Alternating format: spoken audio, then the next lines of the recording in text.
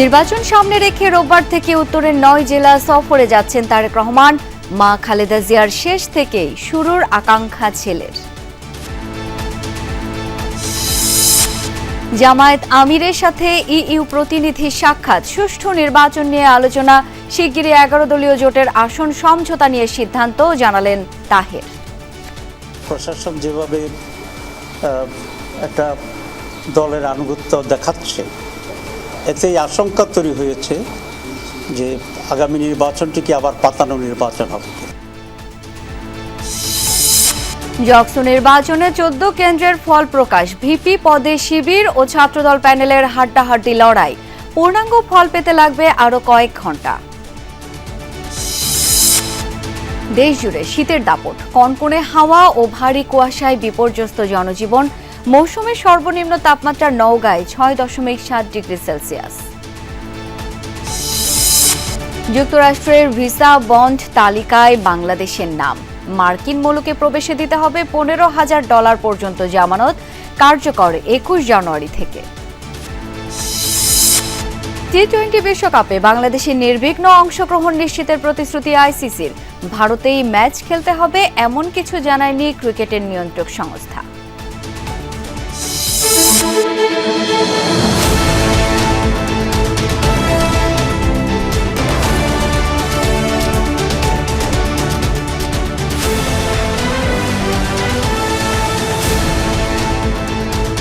আমন্ত্রণ দুপুরের বাংলাদেশে, আপনাদের সাথে আছি আমি শাওন দত্ত। এতক্ষণ শিরোনামগুলো দেখছি। 11 জানুয়ারি থেকে 4 দিনের সফরে উত্তরাঞ্চলের 9 জেলায় সফর করবেন বিএনপির ভারপ্রাপ্ত চেয়ারম্যান তারেক রহমান। সকালে বিএনপির পক্ষ থেকে সরকারের কাছে নিরাপত্তা চেয়ে চিঠিও দেওয়া হয়েছে। এই সফরে থাকছে না কোনো রাজনৈতিক কর্মসূচি। তারেক রহমান এই সফরে বিশিষ্ট ব্যক্তি, নিহত জুলাই যোদ্ধা এবং গণতান্ত্রিক আন্দোলনের শহীদদের কবর জিয়ারত করবেন। ওই চিঠিতে আরও জানানো হয়, সফরটি মূলত ধর্মীয় ও সামাজিক অনুষ্ঠানের অংশ হিসেবে আয়োজন করা হয়েছে।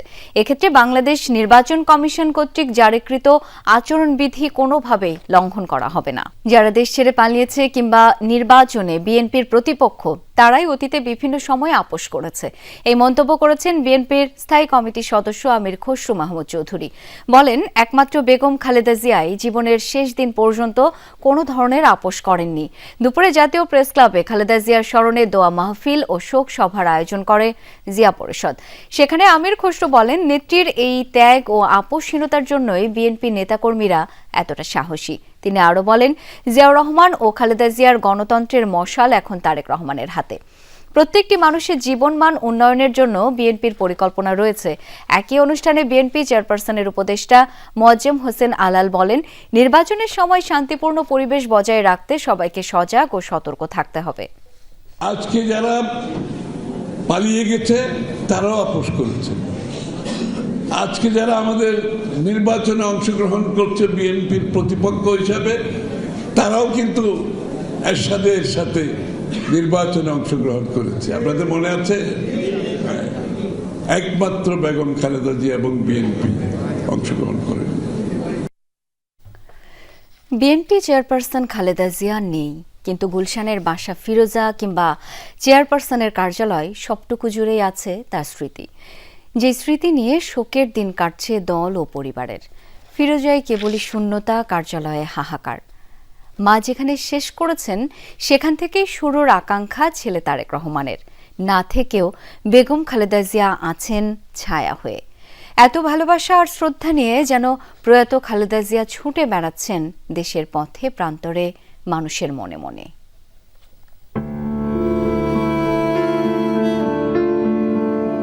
বটবৃক্ষ মানুষটির ঠিকানা ছিল এ বাড়ি, যে বাড়ির আঙিনা জুড়ে কত আম আর কাঁঠালের বৃক্ষ।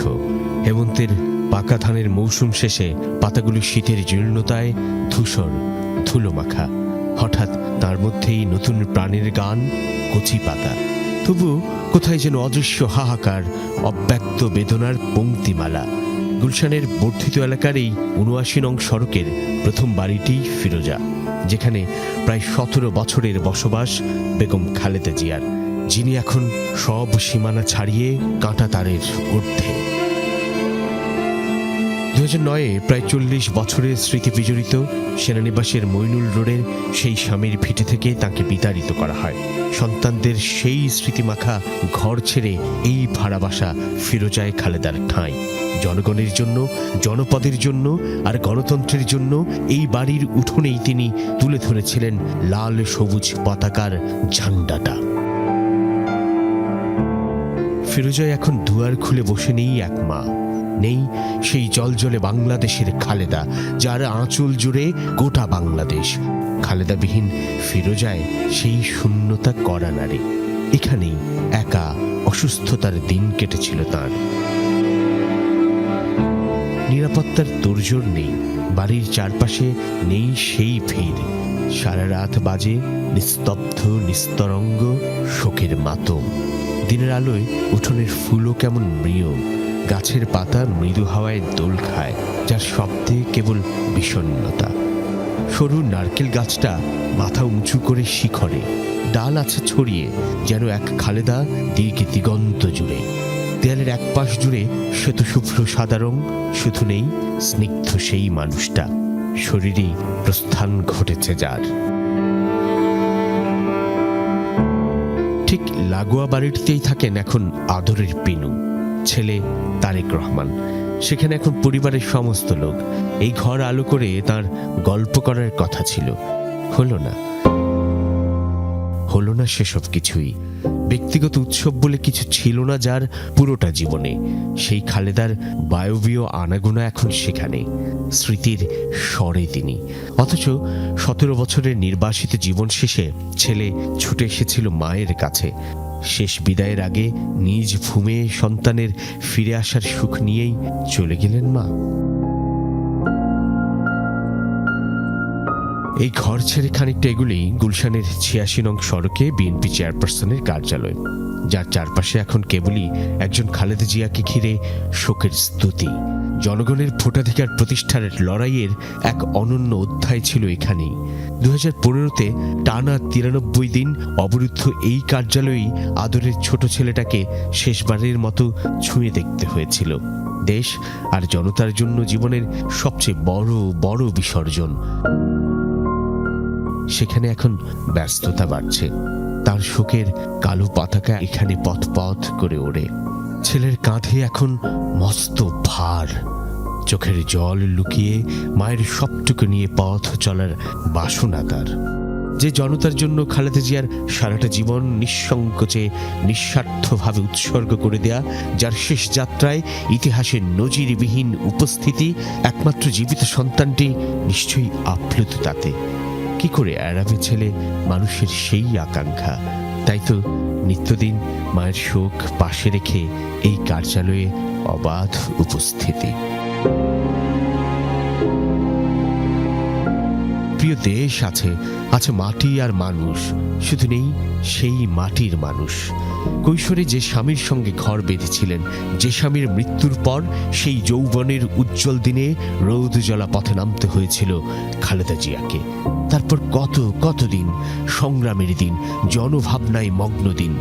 সবশেষে সেই স্বামী জিয়াউর রহমানের পাশেই চিরকালের নিদ্রায়। তার প্রয়াণের পর থেকেই উদ্যানের উজ্জ্বল সেই স্থানে প্রতিদিন সাধারণের আনাগোনা। চোখের জলে, বিষণ্ণতায়, দ্রোহে, বিদ্রোহে আর প্রেরণায় আপামর মানুষ ছুটে আসছেন, ছুটে আসবেন এখানে। যে মানুষের ফুলেল শ্রদ্ধা ভালোবাসায় স্মরণে থেকে যায় এক মহাপ্রাণ, মহাকালে মহাপ্রয়াণ ঘটেছে যার, সেই বেগম খালেদা জিয়া। সাইফুদ্দিন রবিন, যমুনা নিউজ, ঢাকা। আইনশৃঙ্খলা বাহিনী যেভাবে একটি দলের দিকে ঝুঁকে পড়েছে, প্রশাসন যেভাবে আনুগত্য দেখাচ্ছে, তাতে অতীতের মতো আরেকটি পাতানো নির্বাচনের শঙ্কা প্রকাশ করেছে জামায়াত। সকালে জামায়াতের আমির ডাক্তার শফিকুর রহমানের রাজনৈতিক কার্যালয়ে তার সাথে সৌজন্য সাক্ষাৎ করেন ইউরোপীয় ইউনিয়নের প্রতিনিধিরা। সাক্ষাৎ শেষে নায়েবে আমির সৈয়দ আবদুল্লাহ মোহাম্মদ তাহের বলেন, যদি এবারও পাতানো নির্বাচন হয় তাহলে দেশ আবার ধ্বংসের দিকে এগিয়ে যাবে। তাই পরিস্থিতি নিয়ন্ত্রণে সরকার ও নির্বাচন কমিশনকে পদক্ষেপ নেয়ার আহ্বান জানান তিনি। অবাধ ও নিরপেক্ষ নির্বাচনের প্রত্যাশার কথা ইইউকে জানিয়েছে জামায়াতে ইসলামী। নায়েবে আমির বলেন, দল ক্ষমতায় গেলে সব রাজনৈতিক দলগুলোর সাথে সমন্বয় করে সরকার গঠন করা হবে। সুষ্ঠু নির্বাচনের জন্য সব ধরনের সহযোগিতা এবং ইইউ সর্বোচ্চ সংখ্যক পর্যবেক্ষক পাঠাবে বলেও জানান তাহের।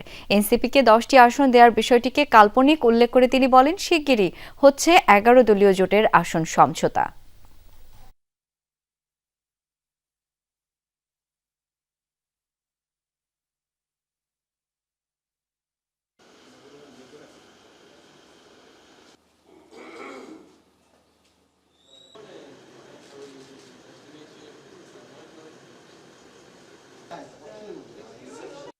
ল এনফোর্সিং অথরিটি যারা আছে, ইনক্লুডিং সেনাবাহিনী, যেভাবে একটি বিশেষ দলের প্রতি ঝুঁকে পড়েছে এবং প্রশাসন যেভাবে একটা দলের আনুগত্য দেখাচ্ছে, এতেই আশঙ্কা তৈরি হয়েছে যে আগামী নির্বাচনটি কি আবার পাতানো নির্বাচন হবে।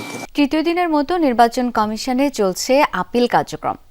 সেখানে রয়েছেন আমাদের সহকর্মী লাভলি বিথি। যাব তার কাছে। বিথি, প্রার্থিতা ফিরে পেতে আপিল সহ ইসিতে আজকের কার্যক্রম সম্পর্কে জানতে চাই। আজকে তৃতীয় দিনের মতো আপিল কার্যক্রম চলছে। এখনো পর্যন্ত 62 জন প্রার্থী যারা মনোনয়নপত্র জমা দিয়েছেন, নানা কারণে বাতিল হয়েছে, তারা আপিল করেছেন।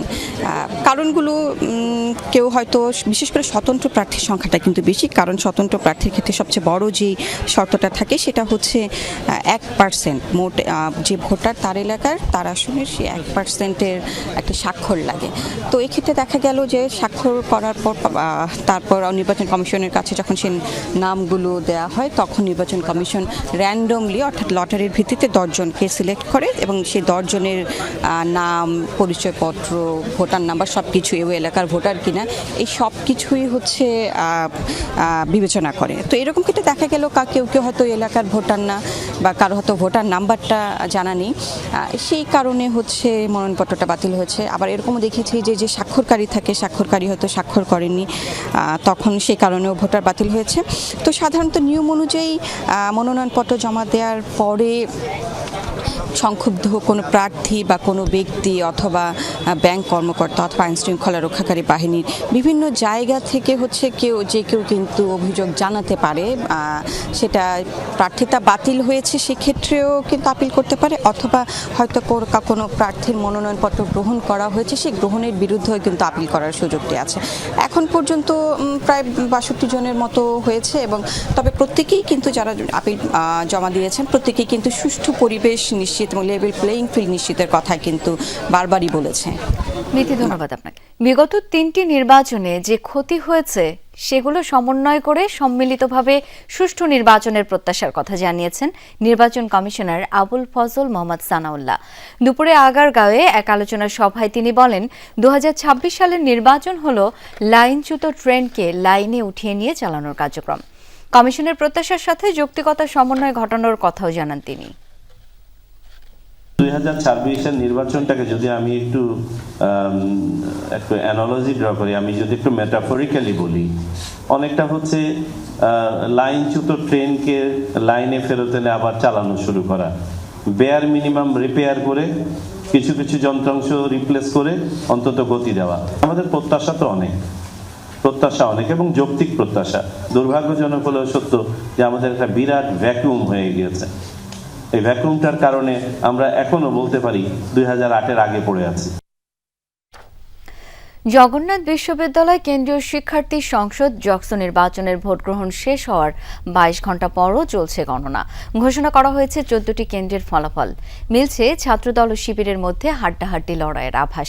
ভিপি পদে এগিয়ে ছাত্রদল সমর্থিত ঐক্যবদ্ধ নির্ভীক জবিয়ান প্যানেলের একেএম রাকিব এখন পর্যন্ত পেয়েছেন 1673 ভোট।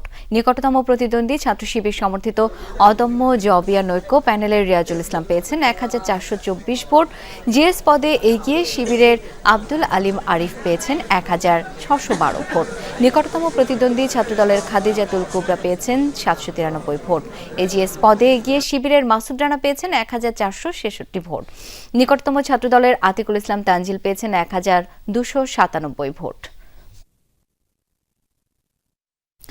দর্শক, এই মুহূর্তে জগন্নাথ বিশ্ববিদ্যালয়ে রয়েছেন সহকর্মী সুমাইয়া ঐশী। যাচ্ছি তার কাছে। ঐশী, এখন পর্যন্ত কতটা কেন্দ্রের ফল ঘোষণা হলো? চূড়ান্ত ফল কখন নাগাদ ঘোষণা হতে পারে? শাওন, এখন পর্যন্ত যেমনটি আপনিও বলছিলেন, প্রায় 22 ঘন্টা পেরিয়ে গেছে ভোট গ্রহণ শেষ হওয়ার। গতকাল বিকেল 3:30টায় ভোট গ্রহণ শেষ হয়েছে।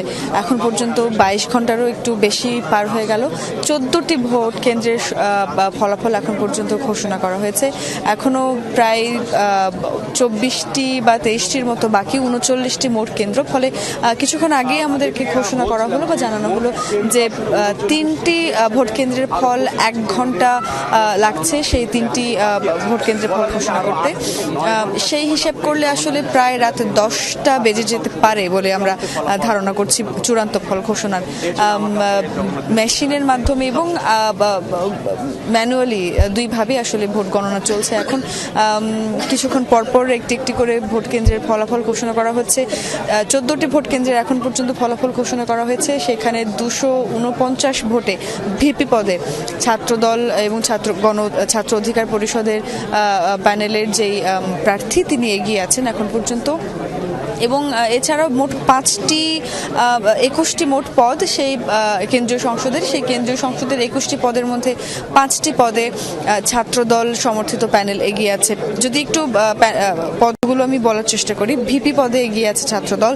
এছাড়া পাঠাগার, সেমিনার, মুক্তিযুদ্ধ, গণতন্ত্র, পরিবহন এবং সাহিত্য সংস্কৃতি, এই 5টি পদে ছাত্রদল এগিয়ে আছে, বাকিগুলো শিবির এগিয়ে আছে। তবে যেহেতু 39টি ভোট কেন্দ্র এবং এখনো অনেকগুলো ভোট কেন্দ্রের ফল বাকি, ফলে যে কোনো মুহূর্তে ফলাফল উল্টে যেতে পারে। ভীষণ হাড্ডাহাড্ডি লড়াই হচ্ছে, ফলে শিক্ষার্থীদের মাঝে উচ্ছ্বাসও অনেক। শাওন, ঐশী, অনেক ধন্যবাদ আপনাকে। সারা দেশে তীব্র হচ্ছে শীত, কুয়াশা আর হিম বাতাসে স্থবির জনজীবন। আজ সর্বনিম্ন তাপমাত্রা রেকর্ড করা হয়েছে নওগাঁয় 6.7 ডিগ্রি সেলসিয়াস, যা এই মৌসুমে সর্বনিম্ন। বিভিন্ন অঞ্চলে ক্রমেই কমছে তাপমাত্রা। দেশের বেশিরভাগ জেলায় বয়ে যাচ্ছে মৃদু থেকে মাঝারি শৈত্যপ্রবাহ। আবহাওয়া অধিদপ্তর জানিয়েছে আগামী কয়েকদিন শৈত্যপ্রবাহ অব্যাহত থাকার সম্ভাবনা রয়েছে। সারা দেশে রাত ও দিনের তাপমাত্রা অপরিবর্তিত থাকতে পারে। বেলা বৃদ্ধির সাথে সাথে কোথাও কোথাও সূর্য উঁকি দিলেও উত্তাপ মিলছে না।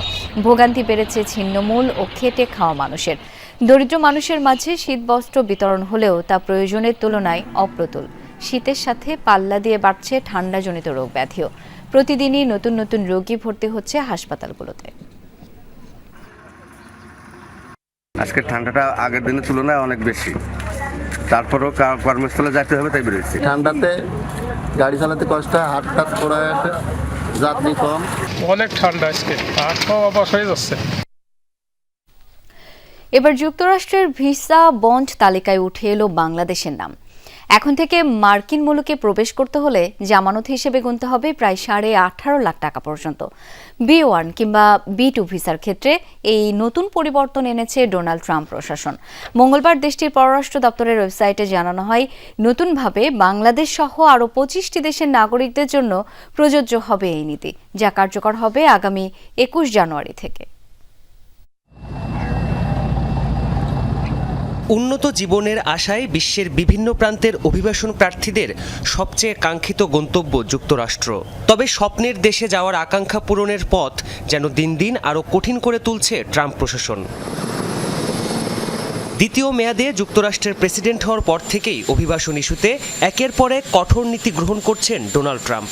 দেশের অভ্যন্তরে অবৈধ অভিবাসী বিরোধী অভিযান তো চলছেই, পাশাপাশি দক্ষিণ এশিয়া, আফ্রিকা আর লাতিন আমেরিকার বিভিন্ন দেশের নাগরিকদের জন্য ভিসা নিয়ে কড়াকড়ি আরও বাড়ানো হয়েছে।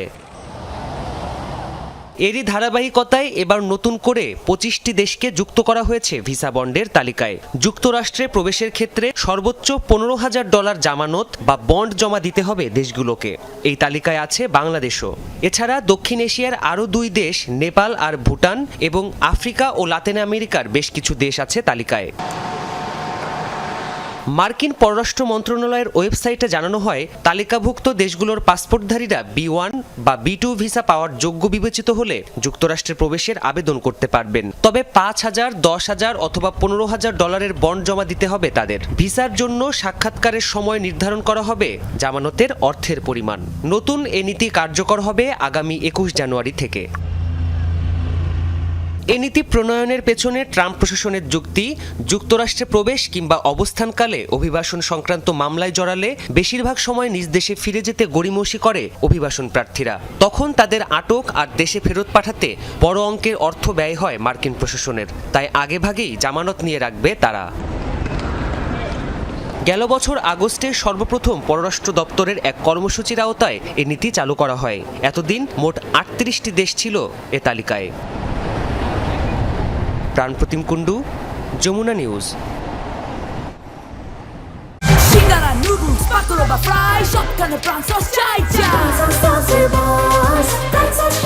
দেশি পাকা টমেটো আর সিক্রেট রেসিপি কম্বিনেশনে তৈরি প্রাণ সস, যার স্বাদে সবাই বশ। প্রাণ সস। নিরাপত্তা শঙ্কায় ভারতে টি-20 বিশ্বকাপ খেলতে না যাওয়ার সিদ্ধান্ত নিয়ে আইসিসিকে পাঠানো ইমেইলের জবাব পেয়েছে বিসিবি, যেখানে বিশ্বকাপে বাংলাদেশ দলের পূর্ণাঙ্গ এবং নিরবচ্ছিন্ন অংশগ্রহণ নিশ্চিত করার বিষয়ে প্রতিশ্রুতি দিয়েছে আইসিসি। আনুষ্ঠানিক সংবাদ বিজ্ঞপ্তিতে বিষয়টি নিশ্চিত করেছে বিসিবি, যেখানে বলা হয়েছে বিসিবির উত্থাপিত উদ্বেগগুলো সমাধানের লক্ষ্যে আইসিসি নিবিড়ভাবে কাজ করার ইচ্ছা প্রকাশ করেছে।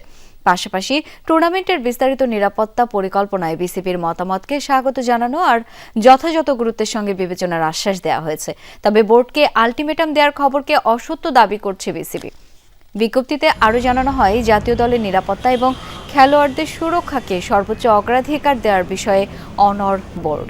2026 টি-20 বিশ্বকাপে দলের সফল এবং স্বাচ্ছন্দ্যপূর্ণ অংশগ্রহণ নিশ্চিত করার লক্ষ্যে আইসিসি এবং সংশ্লিষ্ট কর্তৃপক্ষের সাথে গঠনমূলক আলোচনা চালিয়ে যাবে বিসিবি, যাতে একটি সন্তোষজনক ও বাস্তবসম্মত সমাধান খুঁজে বের করা সম্ভব হয়। দর্শক, এই বিষয়ে বিস্তারিত জেনে নিতে চাই। মিরপুর থেকে এই মুহূর্তে যোগ দিচ্ছেন সহকর্মী আফনান পিয়াল। পিয়াল, আইসিসির কাছ থেকে বিসিবি যে মেইল পেয়েছে তাতে কি কি লেখা আছে, বিস্তারিত কি জানতে পেরেছেন? শাওন, ধন্যবাদ। আপনি যেটা একটু আগে পড়লেন যে আইসিসি চায় বাংলাদেশের ব্যাপারটা গুরুত্বের সঙ্গে দেখতে এবং তারা একটা কনফারেন্স কলও করবে, বিসিবির সিইও প্রেসিডেন্ট থাকবেন, সেখানে তারা আলোচনা করবেন। যে ব্যাপারটা শোনা যাচ্ছে যে বাংলাদেশ দল হয়তো এই ওয়ার্ল্ড কাপ খেলতে নাও পারে যদি ইন্ডিয়াতে হয়, সেক্ষেত্রে বাংলাদেশ দল কিন্তু কোনো পয়েন্টই পাবে না, যেহেতু তারা খেলবেই না, অন্য দলগুলো ওয়াক ওভার পাবে। এবং ওয়ার্ল্ড কাপে এটা আরও অনেকবার হয়েছে, 1996 হয়েছে, 2003-এ হয়েছে। ইনফ্যাক্ট এই বাংলাদেশে 2016-তে আন্ডার-19 ওয়ার্ল্ড কাপে সেবার অস্ট্রেলিয়ার নিরাপত্তার কারণে আসেনি, তার জায়গায় পরে আয়ারল্যান্ডকে সুযোগ দেওয়া হয়। এই নজিরও কিন্তু আছে যে একটা দল না আসলে তার জায়গায় অন্য দলকে সুযোগ দেওয়া হয়। 2009-এ যেমন জিম্বাবুয়ে খেলতে যায়নি, জিম্বাবুয়ের জায়গায় স্কটল্যান্ডকে সুযোগ দেওয়া হয়। আপাত দৃষ্টিতে এটা একটা কনসিকুয়েন্সেস মনে হচ্ছে, কিন্তু আরও অনেক কনসিকুয়েন্সেস আছে যেটা বাংলাদেশ ক্রিকেটের জন্য অনেকাংশে ক্ষতির কারণও হতে পারে। যেমন লিটন দাস, মুমিনুল হক সৌরভ, ইয়াসির আলী রাব্বি, এদের একটা স্পন্সর আছে, ব্যাটের স্পন্সর এসজি, তারা তাদের সঙ্গে আর চুক্তি নবায়ন করছে না। আপনি জানেন যে বাংলাদেশে ইন্ডিয়ান ব্যাট অনেক বেশি চলে, বাংলাদেশি ক্রিকেটাররা ইন্ডিয়ান ব্যাট দিয়ে অনেক বেশি খেলেন, বাংলাদেশের অনেক ক্রিকেটারের ইন্ডিয়ান স্পন্সর আছে। এই ঘটনার কারণে সেখানেও একটা প্রভাব পড়তে পারে। রিধিমা পাঠক, যিনি কিনা এই বিপিএলের একজন হোস্ট হিসেবে আসার কথা ছিল, তিনি দাবি করেছেন তিনি তার দেশের স্বার্থে আসেননি। সো এরকম নানাবিধ কনসিকুয়েন্সেসও কিন্তু বাংলাদেশকে ফেস করতে হতে পারে এই সিচুয়েশনে। আর বিসিবি যেহেতু শুরুতে একটা হার্ড লাইনে গিয়েছে, তাদের জন্য আবারও রিটার্ন করা একটু কঠিন। শাওন, পিয়াল, ধন্যবাদ আপনাকে। 2024 সালের জুলাই আন্দোলনে ইন্টারনেট বন্ধ করে গণহত্যার মামলায় জয় ও পলকের বিরুদ্ধে রাষ্ট্রপক্ষের অভিযোগ গঠনের শুনানি পিছিয়ে রোববার নির্ধারণ করেছেন আন্তর্জাতিক অপরাধ ট্রাইব্যুনাল 1। এতে সজীব ওয়াজেদ জয় ও জুনায়েদ আহমেদ পলকের বিরুদ্ধে সুনির্দিষ্ট 3টি অভিযোগ আনা হয়েছে। বলা হয়, আন্দোলন চলাকালে দুজন মুঠোফোনে আলোচনার মাধ্যমে ইন্টারনেট ও সামাজিক যোগাযোগ মাধ্যম বন্ধ করে গণহত্যার তথ্য লুকিয়েছেন। একই সাথে ইন্টারনেটের লাইন পোড়ানো হয়েছে এমন তথ্য ছড়িয়ে সেই দায় চাপিয়েছেন শিক্ষার্থীদের উপর। এই মামলায় গ্রেপ্তার আছেন জুনায়েদ আহমেদ পলক। পলাতক সজীব ওয়াজেদ জয়ের পক্ষে লড়বেন স্টেট ডিফেন্স। এদিকে ট্রাইব্যুনাল 2-এ কুষ্টিয়ায় 6 জনকে হত্যাসহ মানবতা বিরোধী অপরাধের মামলায় আওয়ামী লীগের যুগ্ম সাধারণ সম্পাদক মাহবুবুল আলম হানিফের বিরুদ্ধে সাক্ষ্য গ্রহণ অনুষ্ঠিত হবে।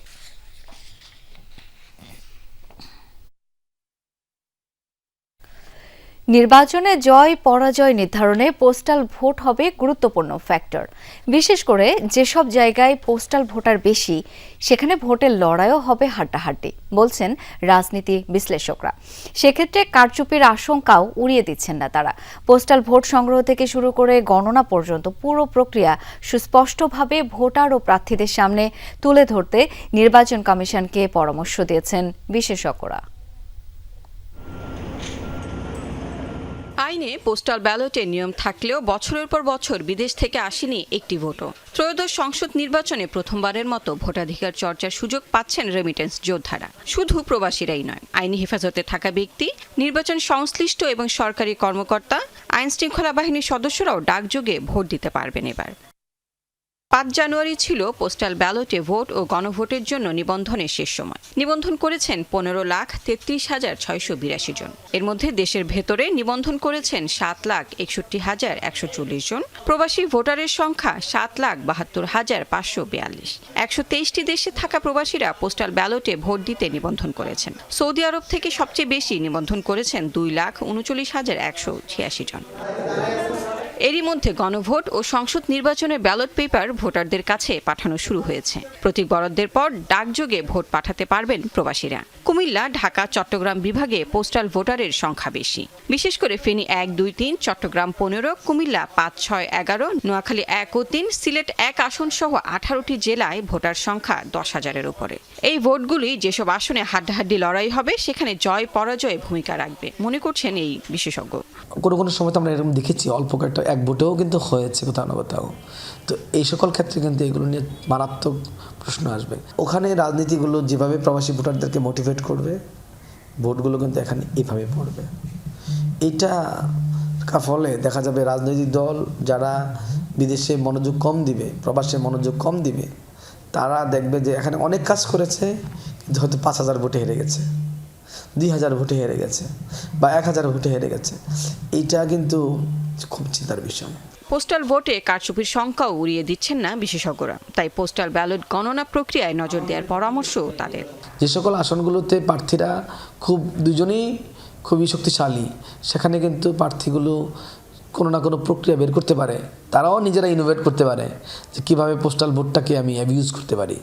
নির্বাচন কমিশনকে কিন্তু এই জায়গায় খুবই সিরিয়াস থাকতে হবে। প্রত্যেক রিটার্নিং অফিসার বলবে আমি এতগুলো ব্যালট পেপার ইস্যু করেছিলাম, আমার এতগুলো ব্যালট পেপার এই মুহূর্তে এসে পৌঁছেছে, আমাকে গণনা করতে হবে। ইলেকশন কমিশনের নির্দেশনা অনুযায়ী এই টাইমের মধ্যে গোপনীয়ভাবে না করে তাহলে এটার প্রশ্ন ওঠার সুযোগ সবাই তো দেখছে। এর আগেও 24 নির্বাচনে পোস্টাল ব্যালট উৎসাহিত করতে এই প্রক্রিয়ায় ভোট দিয়েছিলেন রাষ্ট্রপতি। তবে পদ্ধতিগত ঝামেলায় কাজে আসেনি সে উদ্যোগ। লাভলি বিথি, যমুনা নিউজ, ঢাকা। গণভোটের প্রচারণায় নির্বাচন কমিশনকে মাঠে নামার আহ্বান জানিয়েছেন নৌ পরিবহন উপদেষ্টা এম সাখাওয়াত হোসেন। রাজধানীর সিরডাপ মিলনায়তনে গণভোট নিয়ে সুজনের গোল টেবিল বৈঠকে এই আহ্বান জানান তিনি। উপদেষ্টা বলেন, গণভোট নিয়ে নির্বাচন কমিশনের ভূমিকা আরও জোরালো হওয়া প্রয়োজন। এ সময় তিনি বলেন, পরিবর্তনের জন্য বড় রাজনৈতিক দলগুলোর অঙ্গীকার স্পষ্ট নয়। ন্যূনতম সংস্কার না হলে দেশে দাসত্বের শৃঙ্খল থাকবে। বৈঠকে প্রধান উপদেষ্টার বিশেষ সহকারী মনির হায়দার বলেন, ফ্যাসিবাদের পুনরাগমন ঠেকাতে গণভোট হ্যাঁ জয়যুক্ত না হলে বাংলাদেশে নিশ্চিতভাবে ফ্যাসিবাদ ফিরবে। যে বিষয়বস্তু নিয়ে এটা তৈরি করা হয়েছে। লালমনিরহাট সীমান্তে ভারতীয় সীমান্তরক্ষী বাহিনী বিএসএফ এর গুলিতে এক বাংলাদেশি যুবক আহত হয়েছেন। ভোরে হাতীবান্ধা উপজেলার দইখাওয়া সীমান্তে এই ঘটনা ঘটে। গুলিবিদ্ধ যুবকের নাম মোহাম্মদ রনি। স্থানীয়রা জানায়, গতরাতে রনি সহ কয়েকজন সীমান্ত এলাকায় যায়। এ সময় তাদের লক্ষ্য করে গুলি ছোড়ে ভারতীয় সীমান্তরক্ষী বাহিনী বিএসএফ। গুলিবিদ্ধ হন রনি। গুরুতর আহত অবস্থায় তাকে উদ্ধার করে রংপুর মেডিকেলে ভর্তি করা হয়েছে। এই ঘটনার প্রতিবাদ জানিয়ে বিএসএফকে পতাকা বৈঠকের জন্য আহ্বান জানিয়েছে বিজিবি।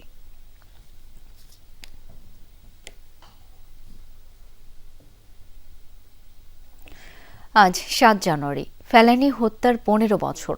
2011 সালের এই দিনেই কুড়িগ্রাম সীমান্তে কিশোরী ফেলানীকে লক্ষ্য করে গুলি ছোড়ে বিএসএফ জওয়ান। প্রায় 4.5 ঘন্টা কাঁটাতারে আটকে ছটফট করে মৃত্যুর কোলে ঢলে পড়ে ফেলানী। নির্মম সেই হত্যাকাণ্ডে কেঁপে উঠেছিল বিশ্ববিবেক। তবু আজও সন্তান হত্যার বিচার পায়নি হতভাগা বাবা মা। ওপারে বাংলা এপারে বাংলা, মাঝখানে কাঁটাতার। গলি খেয়ে ঝোলে থাকলে ফেলানি বলো তো 10 টাকা। কাঁটাতারে ঝুলছে ফেলানির নিথর দেহ, যে দৃশ্য নাড়িয়ে দিয়েছিল গোটা পৃথিবীকে। চারিদিকে উঠে নিন্দার ঝড়। ঠিক 15 বছর আগে 2011 সালের 7 জানুয়ারি ভোরে কুড়িগ্রামের অনন্তপুর সীমান্তে কিশোরী ফেলানিকে লক্ষ্য করে গুলি ছোড়ে ভারতীয় সীমান্ত রক্ষী বাহিনী বিএসএফ জওয়ান অমেয় ঘোষ।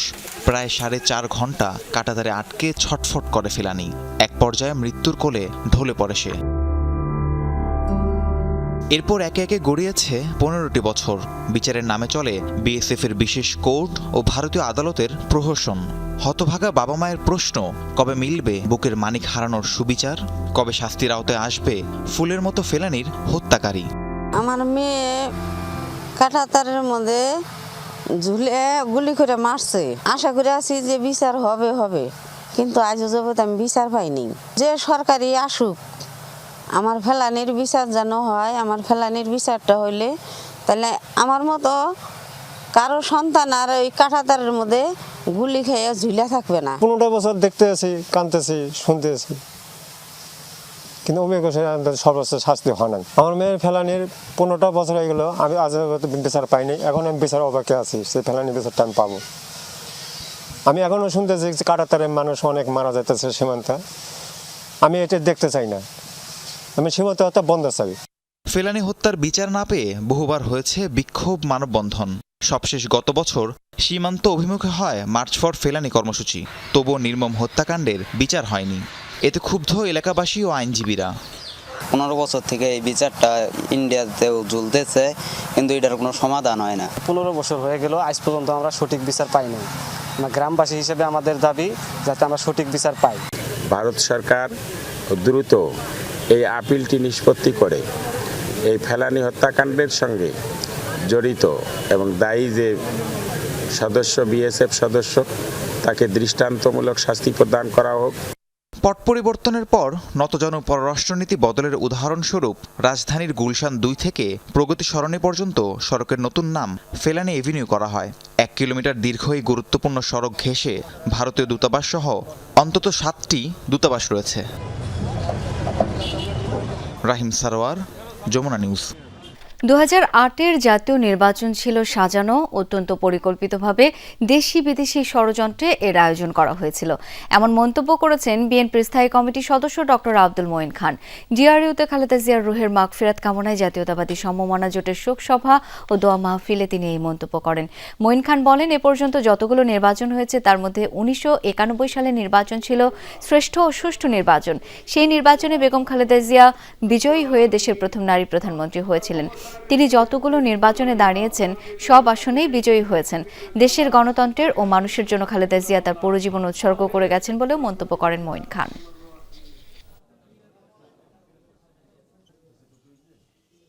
2008-এর নির্বাচন ছিল একটি সাজানো নির্বাচন। অত্যন্ত মেটিকুলাসলি সেই নির্বাচনটি দেশি বিদেশি বিভিন্ন শক্তির সমন্বয়ে সেটির আয়োজন করা হয়েছিল।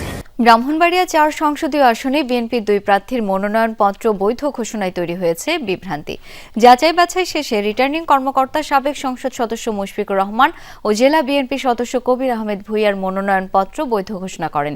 এর আগে দুজনকে আলাদাভাবে দলীয় মনোনয়নের চিঠি দেওয়া হয়, ফলে তৃণমূল বিএনপি নেতাকর্মীরা বিভক্ত হয়ে পড়েছেন।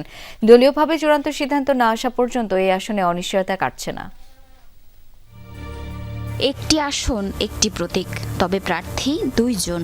ত্রয়োদশ জাতীয় সংসদ নির্বাচনকে সামনে রেখে সীমান্ত ঘেঁষা ব্রাহ্মণবাড়িয়া 4 আসনে বিএনপির দলীয় মনোনয়ন ঘিরে তৈরি হয়েছে চরম বিভ্রান্তি ও অস্থিরতা। 3 নভেম্বর বিএনপি মহাসচিব মির্জা ফখরুল ইসলাম আলমগীর আনুষ্ঠানিকভাবে মুশফিকুর রহমানকে এই আসনে প্রার্থী হিসেবে ঘোষণার পর থেকেই শুরু হয় উত্তেজনা। মনোনয়ন পরিবর্তনের দাবিতে মাঠে নামেন কবির আহমেদ ভূঁইয়ার অনুসারীরা। দীর্ঘ আন্দোলনের পর 27 ডিসেম্বর বিএনপি চেয়ারপারসনের কার্যালয় থেকে সংযুক্তি 2 লেখা আরেকটি মনোনয়ন চিঠি সংগ্রহ করেন কবির আহমেদ ভূঁইয়া। এতে একই আসনে 2 জনের মনোনয়ন চিঠি ঘিরে বিভক্ত হয়ে পড়ে তৃণমূল বিএনপি। কসবা আখাউড়া থেকে আপনার বিএনপি থেকে 2 জন প্রার্থীকে নমিনেশন দিয়েছে। আসলে দল যে নমিনেশন দিয়েছে আমরা সাধারণ মানুষ একটা বিভ্রান্তির ভিতরে আছি। এখানে 2 জনকে বৈধ দেওয়া হয়েছে, যারা বিএনপি করে তারা তো দ্বিধাদ্বন্দ্বে আছে। মনোনয়নপত্র যাচাই বাছাই শেষে শনিবার সাবেক সংসদ সদস্য মুশফিকুর রহমান এবং জেলা বিএনপির সদস্য কবির আহমেদ ভূঁইয়া 2 নেতারই মনোনয়নপত্র বৈধ ঘোষণা করেন রিটার্নিং কর্মকর্তা। তবে দল থেকে এখনও সুনির্দিষ্ট নির্দেশনা না পাওয়ায় কে পাচ্ছেন ধানের শীষ এই প্রশ্নে বিভ্রান্ত মাঠ পর্যায়ের কর্মীরা। দুজনকে বৈধ ঘোষণা করছে, কবির সাহেব এবং মুশফিকুর রহমান ছাড়ো বুঝছেন। আমরা অবশ্যই আমরা কোন দিকে যাব এটাই আমরা অনেক বড় ইয়াতে আছি। আমি চাই যে দল জনগণের মনোনয়ন দিছে তারপর একজনকে চূড়ান্ত করো। এ ঘটনায় মুশফিকুর রহমান বলেন, দল থেকে তাকে মূল্যায়ন করে মনোনয়ন দিয়েছে। কসবা আখাউড়ার মানুষের উন্নয়নে কাজ করে যাওয়ার অঙ্গীকার ব্যক্ত করেন এই নেতা। আমারটা যদি ক্যান্সেল হতো তাহলে তো আমি আসতাম না। 8 দফার ভিত্তিতে আমাদের মহিলাদের কর্মসংস্থান করা যায়, কীভাবে আমাদের বেকার সমস্যা দূর করা যায় সেই সম্পর্কে আমার মনে হয় আমার এলাকা অর্থাৎ কসবা আখাউড়ার জনগণ অবহিত। কবির আহমেদ ভূঁইয়া মনোনয়ন পাওয়ার বিষয়টি স্বীকার করে বলেন, বিগত 17 বছর নেতাকর্মীদের দুর্দিনে পাশে থাকায় দল তাকে মূল্যায়ন করেছে। তাকে মনোনয়ন দেওয়ার জন্য দলের ভারপ্রাপ্ত চেয়ারম্যান তারেক রহমানের প্রতি কৃতজ্ঞতা প্রকাশ করেন তিনি। জাতীয়তাবাদী দলের ভারপ্রাপ্ত চেয়ারম্যান জননেতা তারেক রহমানকে আমি কৃতজ্ঞতা জানাই যে তিনি আমাকে এমন একটা জিনিস উপহার দিয়েছেন। আমি মানুষকে এই মনোনয়ন পাওয়ার কারণেই কিন্তু আজকে আমি হয়তোবা আগামী দিনে মানুষের সেবা করার জন্য বৃহৎ পরিসরে সুযোগ পাবো ইনশাআল্লাহ। বিএনপির শক্ত ঘাঁটি হিসেবে পরিচিত এই আসনে মোট ভোটার 4,43,899 জন। গুরুত্বপূর্ণ এই আসনে দলীয় কোন্দল নির্বাচনী সমীকরণে বড় প্রভাব ফেলতে পারে বলে মনে করছেন স্থানীয়রা। জারিন অর্নি, যমুনা নিউজ। এখন থেকে স্পাইসি ক্রিস্পি পটাটা প্রাণ পটাটা একটি স্বনির্ভর বিস্কুট। আগামী বছর থেকে অনলাইনে ভ্যাট রিটার্ন বাধ্যতামূলক করা হবে। এতে রিটার্ন দাখিলে ব্যবসায়ীদের দুর্ভোগ কমার পাশাপাশি নিশ্চিত হবে তথ্যগত স্বচ্ছতাও। এমনটাই জানিয়েছেন এনবিআর চেয়ারম্যান আব্দুর রহমান খান। সকালে আগারগাঁও রাজস্ব ভবনে ই-ভ্যাট সিস্টেম চালু করে এমনটা বলেন তিনি। এই সময় 3টি প্রতিষ্ঠানের ব্যাংক অ্যাকাউন্টে অনলাইনে মোট 45,35,000 টাকা ভ্যাট ফেরত দেওয়া হয়। এনবিআর চেয়ারম্যান আরও জানান, ভ্যাট রিফান্ডে ম্যানুয়াল পদ্ধতিতে ব্যবসায়ীদের মাসের পর মাস ধর্ণা দিতে হয় কর কর্মকর্তাদের কাছে। এ সময় অনৈতিক লেনদেনের অভিযোগও আসে। তবে ই-ভ্যাট ফেরতে এসব ঝক্কি পোহাতে হবে না। নতুন ব্যবস্থায় অনলাইনে রিটার্ন জমা দেওয়ার সময় প্রয়োজনীয় নথিপত্র ডিজিটালি আপলোড করা যাবে। বিবেচনা করা হবে 24টি পয়েন্ট। এরপর ভ্যাট কমিশনারের অনুমোদন পেলেই প্রতিষ্ঠানের ব্যাংক হিসেবে 10 কর্মদিবসের মধ্যে ট্রান্সফার করা হবে রিফান্ডের অর্থ। এনবিআর চেয়ারম্যান জানান, ভবিষ্যতে আয়কর ও কাস্টমস রিটার্নও অনলাইনে করা হবে। ভ্যাটের আইনে অনলাইন রিটার্ন কম্পালসারি করার কোনো বিধান ছিল না, যেটা আমাদের ট্যাক্স আইনে থাকার কারণে আমরা দ্রুত করতে পেরেছি। আগামী বছরে আমরা প্ল্যান করেছি যে আমাদের ভ্যাটের আইনেও কম্পালসারি ই রিটার্নের সিস্টেমটা চলে আসবে। যেহেতু আমরা বেশি ট্যাক্স নেই, বেশি ভ্যাট নেই, নানা রকমের টিডিএস নেই, বিডিএস নেই, অ্যাডভান্স ট্রেড ভ্যাট নেই, ফলে এখানে ফেরতের একটা প্রক্রিয়া আছে এবং এটাকে নির্ঝঞ্ঝাট করাটাই হলো আমাদের মূল কাজ। বাংলাদেশ ক্রাইম রিপোর্টার্স অ্যাসোসিয়েশন ক্র্যাবের নবনির্বাচিত কার্যনির্বাহী কমিটি 2026-এর কাছে দায়িত্ব হস্তান্তর কার্যক্রম অনুষ্ঠিত হয়েছে। দুপুরে রাজধানী সেগুনবাগিচায় ক্র্যাবের মিলনায়তনে বিদায়ী কমিটি ফুলেল শুভেচ্ছায় নতুন কমিটিকে বরণ করে নেয়। অনুষ্ঠানে ক্র্যাবের সাবেক সভাপতি, সাধারণ সম্পাদক সহ সিনিয়র নেতৃবৃন্দ উপস্থিত ছিলেন। এ সময় নবনির্বাচিত সভাপতি মির্জা মেহেদী তমাল ও সাধারণ সম্পাদক এম বাদশাহ বছরব্যাপী কমিটির কার্যক্রমে সবার সহযোগিতা চান। নতুন কমিটি আগামী 1 বছর দায়িত্ব পালন করবেন। গত 4 জানুয়ারি ক্রাইম রিপোর্টারদের সংগঠন ক্র্যাবে ভোট অনুষ্ঠিত হয়। যুক্তরাষ্ট্রকে 30 থেকে 50 মিলিয়ন ব্যারেল তেল দেবে ভেনেজুয়েলা, যার বাজার মূল্য $200 কোটি। ওয়াশিংটনে এই তেল বিক্রির প্রক্রিয়া সম্পন্ন করে সেই অর্থ দিয়ে সংস্কার করবে ভেনেজুয়েলার জ্বালানি খাত। কারাকাসের সাথে এমন সমঝোতা হয়েছে বলে দাবি মার্কিন প্রেসিডেন্ট ডোনাল্ড ট্রাম্পের। যদিও লাতিন দেশটির তরফ থেকে কিছুই জানানো হয়নি এই ইস্যুতে, বরং ভারপ্রাপ্ত প্রেসিডেন্ট ডেলসি রড্রিগেজের দাবি বিদেশি কোনো শক্তি নিয়ন্ত্রণ করছে না ভেনেজুয়েলাকে। মাদক পাচারের অভিযোগ তুলে গত বছর ভেনেজুয়েলার একের পর এক নৌযানে হামলা চালায় যুক্তরাষ্ট্র, হুমকি দেয় দেশটির অভ্যন্তরে অভিযানের। শেষ পর্যন্ত নজিরবিহীন অভিযান চালিয়ে তুলে নেয় প্রেসিডেন্ট নিকোলাস মাদুরো ও তার স্ত্রীকে।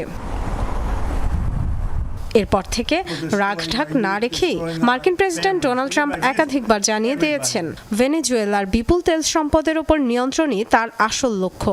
এবার কারাকাসের সাথে এই ইস্যুতে নতুন সমঝোতার কথা জানিয়েছেন তিনি। ট্রুথ সোশ্যালে পোস্টে ট্রাম্পের দাবি মার্কিন নিষেধাজ্ঞার কবলে পড়ে মজুদ থাকা 30 থেকে 50 মিলিয়ন ব্যারেল তেল যুক্তরাষ্ট্রের তত্ত্বাবধানে তুলে দেবে ভেনেজুয়েলা, যা বিক্রি করা হবে বাজার মূল্যে। মার্কিন প্রেসিডেন্ট হিসেবে সেই অর্থের নিয়ন্ত্রণও থাকবে ট্রাম্পের হাতে। তার দাবি, ভেনেজুয়েলার জ্বালানি খাত সংস্কারেই ব্যয় হবে ওই অর্থ। এই সিদ্ধান্ত দ্রুত বাস্তবায়নে জ্বালানি মন্ত্রী ক্রিস রাইটকে নির্দেশও দিয়েছেন ট্রাম্প। ট্রাম্প বলছেন, ভেনেজুয়েলার জ্বালানি খাতের বিধ্বস্ত অবকাঠামো সংস্কারে বিলিয়ন ডলার বিনিয়োগে প্রস্তুত মার্কিন তেল কোম্পানিগুলো। যদিও যুক্তরাষ্ট্রের শীর্ষ 3 তেল রফতানিকারক শেভরন, এক্সন মোবিল ও কোনক ফিলিপস এখনও এই ইস্যুতে কিছু জানায়নি। মার্কিন গণমাধ্যম বলছে, শুক্রবার ট্রাম্পের সাথে সাক্ষাৎ করবে কোম্পানিগুলোর প্রতিনিধিরা। অবাক বিষয় হলো, ভেনেজুয়েলার তেল সম্পদ নিয়ে ডোনাল্ড ট্রাম্প একের পর এক সিদ্ধান্তের কথা জানালেও সমঝোতার বিষয়ে কিছুই নিশ্চিত করেনি কারাকাস। ভারপ্রাপ্ত প্রেসিডেন্ট ডেলসি রদ্রিগেজের দাবি, অন্য কোনো দেশের নিয়ন্ত্রণ নেই তাদের ওপর। নিজেদের উৎপাদন খাতের সুরক্ষায় একটি হাইকমান্ড গঠনের ঘোষণাও দেন। ভেনেজুয়েলা আত্মসমর্পণ করে না, সক্রিয় প্রতিরোধ গড়ে তোলে। আমরা আত্মমর্যাদাশীল, শান্তিপূর্ণ জাতি, যারা নিজেদের পথ নিজেরাই তৈরি করে। ভেনেজুয়েলানরা বিশ্বকে দেখিয়ে দিয়েছে যে হামলা হুমকি মোকাবেলায় আমরা শক্তিশালী হয়ে উঠেছি। তাই দেশবাসী, আপনারা কাজ করে যান, যাতে বছর শেষে বলতে পারি ঐক্যবদ্ধভাবে নিজেদের দায়িত্ব পালন করেছি আমরা। 90-এর দশকে দৈনিক তেল উৎপাদনে শীর্ষ অবস্থানে ছিল ভেনেজুয়েলা। বিশ্লেষকরা বলছেন, আবার ওই অবস্থানে যেতে কয়েকশো বিলিয়ন ডলার বিনিয়োগ প্রয়োজন দেশটির জ্বালানি খাতে। মার্কিন নিষেধাজ্ঞার পর গেল এক দশকে চীন ছিল ভেনেজুয়েলার তেলের প্রধান ক্রেতা। Dorothy Tasrin, Jamuna news. ইরানের লাগামহীন মুদ্রাস্ফীতি ঠেকাতে জনপ্রতি $7 করে ভাতা দেওয়ার সিদ্ধান্ত নিয়েছে সরকার। তবে নগদ নয়, এই অর্থ দেয়া হবে ব্যাংক, স্মার্ট কার্ড ও ওয়ালেটের মাধ্যমে, যা কেবল খরচ করা যাবে নির্দিষ্ট কিছু দোকান, সুপার শপ ও ফার্মেসিতে।